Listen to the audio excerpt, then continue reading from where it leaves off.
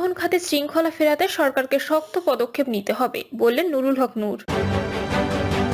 ভারত পাকিস্তানের সমস্যা অন্যদের প্রভাবিত করা উচিত না, সার্টিয়ে ইউনুস। জানাবো ভারত বাংলাদেশ ট্রেন সার্ভিস আর চালু হবে। আবু সাইদ হত্যা মামলার আসামিদের গ্রেপ্তারে আলটিমেটাম। এবং সর্বশেষ জানাবো মির্জা আজমের ব্যাংক হিসাবে 907 কোটি টাকার লেনদেন। শুনছিলেন সংবাদ শিরোনাম, এবারে বিস্তারিত। পরিবহন খাতে শৃঙ্খলা ফেরাতে সরকারকে শক্ত পদক্ষেপ নিতে হবে বললেন নুরুল হক নূর। গণ অধিকার পরিষদের সভাপতি ও ডাকসুর সাবেক ভিপি নুরুল হক নূর বলেছেন, শেখ হাসিনা পালিয়ে যাওয়ার পর পরিবহন সেক্টর নতুন মাফিয়ারা দখল করেছে। বিগত সময় ফ্যাসিবাদের বিরুদ্ধে যেভাবে লড়াই করেছি, একইভাবে পরিবহন সেক্টরের মাফিয়াদের বিরুদ্ধেও আমাদের লড়াই চলবে। তিনি বলেন, পরিবহন খাতে শৃঙ্খলা ফেরাতে অন্তর্বর্তীকালীন সরকারকে শক্ত পদক্ষেপ নিতে হবে। আমরা বারবার বলছি, শুধু ভোটের জন্য মানুষ জীবন দেয়নি, তাই সবকিছু শৃঙ্খলা ফেরাতে হবে। তিনি বলেন, টিআইবি এই বছরের শুরুতে একটা রিপোর্টে বলেছিল প্রতি বছর পরিবহন খাত থেকে 1060 কোটি টাকা চাঁদা আদায় করে। সেই চাঁদার ভাগ গণভবনের নেতা থেকে ফুটপাতের নেতারাও পান। ফ্যাসিবাদের পতন হয়েছে, সে দেশে আর কোনো চাঁদাবাজি চলবে না। আমাদের অবস্থান চাঁদাবাজদের বিরুদ্ধে। চাঁদাবাজ মাফিয়ারা কোনো দলের নন, তারা সুবিধাভোগী। তিনি আরো বলেন, পরিবহন মালিক সমিতিতে যেন প্রকৃত মালিকরা নেতৃত্বে থাকে, সেজন্য নতুন করে ভোটার তালিকা তৈরি করতে হবে। একই সঙ্গে কোনো দুর্বৃত্ত যেন নেতৃত্বে আসতে না পারে, সেদিকে খেয়াল রাখতে হবে। ঢাকাকে যানজট মুক্ত করার জন্য কত পরিকল্পনা করা হলো, কিন্তু বাস্তবে কিছুই না। প্রতিদিন যানজটে মানুষের মূল্যবান সময় নষ্ট হচ্ছে। যানজট নিরসনে বিশেষজ্ঞদের মতামত নিয়ে ব্যবস্থা নিন। নুরুল হক নূর বলেন, সয়াবিন তেলের দাম 1 লাফে 8 টাকা বাড়িয়েছে। তেল সিন্ডিকেটকারীরা পরিকল্পিতভাবে মাল সরিয়ে সয়াবিন তেলের এক সংকট তৈরি করেছে। সরকার সিন্ডিকেটের কাছে যদি জিম্মি হয়, তাহলে সামনে আরো সিন্ডিকেট তৈরি হবে। এই সরকার সিন্ডিকেটকারীদের বিরুদ্ধে ব্যবস্থা না নিয়ে দাম বাড়িয়েছে। সরকারের উচিত তেল আমদানি করা কোম্পানিগুলোর বিরুদ্ধে ব্যবস্থা নেওয়া। গণ অধিকার পরিষদের উচ্চতম পরিষদ সদস্য ও গণমাধ্যম সমন্বয় আবু হানিফ বলেন, ফ্যাসিবাদের পতন হওয়াও পর পরিবহন খাতে নৈরাজ্য থেমে যায়নি, শুধু সিন্ডিকেটের হাত বদল হয়েছে। এখনো একটা বিশেষ গোষ্ঠী পরিবহন খাতে নৈরাজ্য সৃষ্টির চেষ্টা করে যাচ্ছে। কোনো রাজনৈতিক পরিচয় যেন পরিবহন সেক্টরে আধিপত্য প্রভাব না করতে পারে, সেজন্য মালিক শ্রমিকদের সমন্বয়ে পরিবহন মালিক সমিতির কমিটি গঠন করবে। ভারত পাকিস্তানের সমস্যা অন্যদের প্রভাবিত করা উচিত না, সার্ক নিয়ে ইউনুস। দক্ষিণ এশীয় আঞ্চলিক সহযোগিতা সংস্থা সার্ককে সক্রিয় না করার পেছনে ভারত পাকিস্তানের মধ্যকার সমস্যা দায়ী বলে মনে করছেন প্রধান উপদেষ্টা মোহাম্মদ ইউনুস। বলেছেন, দেশ দুটির সমস্যা অনেক দেশকে প্রভাবিত করা উচিত না। দক্ষিণ এশিয়ার দেশগুলো ক্যান্সার বিশেষজ্ঞদের সংগঠন south Asia association for regional cooperation অনকোলজির প্রতিনিধিদের সঙ্গে এক ভার্চুয়ালি বৈঠকে তিনি এমন মন্তব্য করেন বলে সরকার প্রধানের কার্যালয় থেকে পাঠানো এক বিজ্ঞপ্তিতে বলা হয়েছে। সরকারি বাসভবন যমুনা থেকে ভিডিও কনফারেন্সের মাধ্যমে ওই বৈঠকে যুক্ত হন ইউনুস। সার্ককে সক্রিয় করে তোলার মধ্য দিয়ে দক্ষিণ এশীয় দেশগুলোর লাভবান হবে উল্লেখ করে তিনি বলেন, সার্ক আমার কাছে বিশেষ গুরুত্বপূর্ণ। আমি প্রধান উপদেষ্টা হিসেবে শপথ গ্রহণের পরপরই সার্ককে সক্রিয় করার বিষয়ে বলেছি। ভারত পাকিস্তানের মধ্যকার কিছু ইস্যুর জন্য সার্ক সক্রিয় হচ্ছে না। আমি মনে করি দুটি দেশের মধ্যকার সমস্যা অন্য দেশগুলো প্রভাবিত করা উচিত না। ইউনুস বলেন, প্রতি বছর দক্ষিণ এশীয় নেতারা যদি সাক্ষাৎ করেন, একই সঙ্গে দাঁড়িয়ে ছবি তোলেন, তাহলে গোটা বিশ্বের কাছে বার্তা যায় যে আমরা একসঙ্গে আছি। এটা দক্ষিণ এশিয়ার দেশগুলোকে বিশ্বের কাছে ইতিবাচকভাবে উপস্থাপন করবে এবং এগিয়ে যেতে সাহায্য করবে।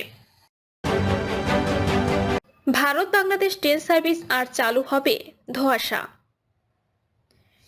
বৈষম্য বিরোধী ছাত্র জনতার আন্দোলনে শেখ হাসিনা সরকারের পতনের পর যাত্রীদের নিরাপত্তার কথা মাথায় রেখে বন্ধ করে দেওয়া হয় বাংলাদেশ ভারতের মধ্যে চলাচলকারী মৈত্রী বন্ধন মিতালি এক্সপ্রেস সার্ভিস। 5 মাস বন্ধ থাকার পর বাংলাদেশ থেকে ভারতের মাটিতে ফিরেছে মিতালি এক্সপ্রেস। বাংলাদেশের ইঞ্জিন ট্রেনের বগিগুলোকে সীমান্ত পার করে ভারতে নিয়ে আসা হয়। হলদিবাড়ি স্টেশনে পৌঁছানোর পর সেই ইঞ্জিন ফিরে যায় বাংলাদেশে। এরপর হলদিবাড়ি থেকে ফাঁকা বগিগুলোকে ইঞ্জিনের সাহায্য নিয়ে আসা হয় নিউ জলপাইগুড়ি স্টেশনে।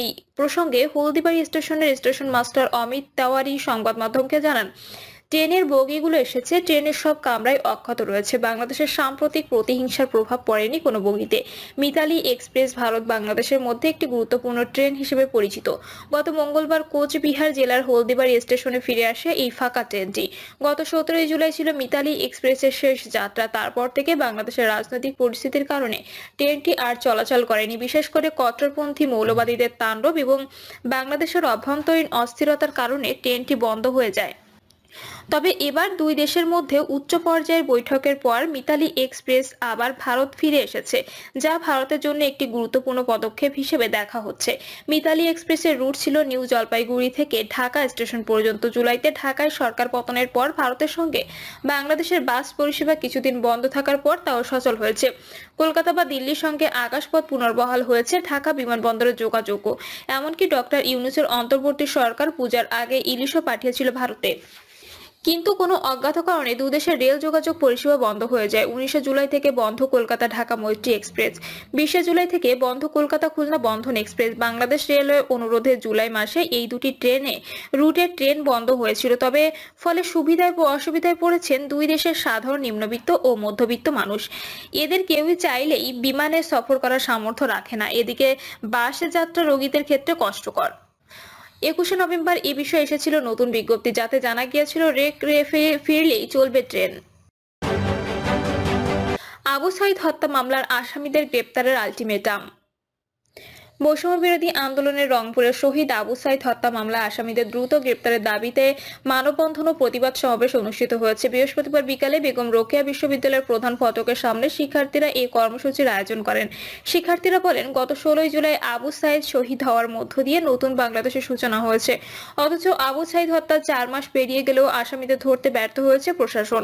জুলাই বিপ্লবের প্রথম শহীদ আবু সাইদ হত্যার আসামিদের কেন এখনো গ্রেপ্তার করা যাচ্ছে না, সেই প্রশ্ন তোলেন শিক্ষার্থীরা। মানববন্ধনে বক্তারা বলেন, এটি যে একটি পুলিশি হত্যাকাণ্ড সেটি দিনের আলোর মতো পরিষ্কার।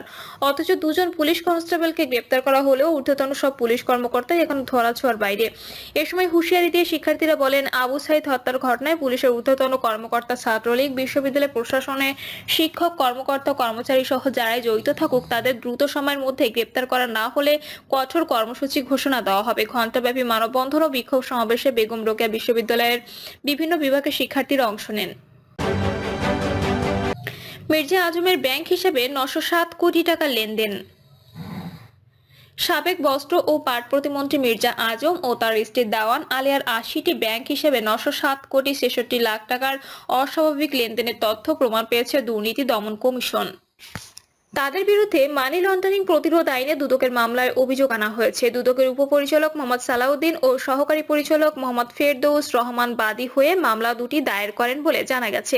এছাড়াও আসামি মির্জা আজম তার নিজ নামে ও তার স্বার্থ সংশ্লিষ্ট বিভিন্ন কোম্পানি প্রতিষ্ঠানের নামে বিভিন্ন ব্যাংক থেকে 13টি ব্যাংক হিসাবের মাধ্যমে ঋণ উত্তোলন করেছেন। 13টি ব্যাংক হিসাবে অক্টোবর পর্যন্ত তিনি 299 কোটি 28,79,485 টাকা উত্তোলন করেছেন এবং 300 কোটি 37,79,800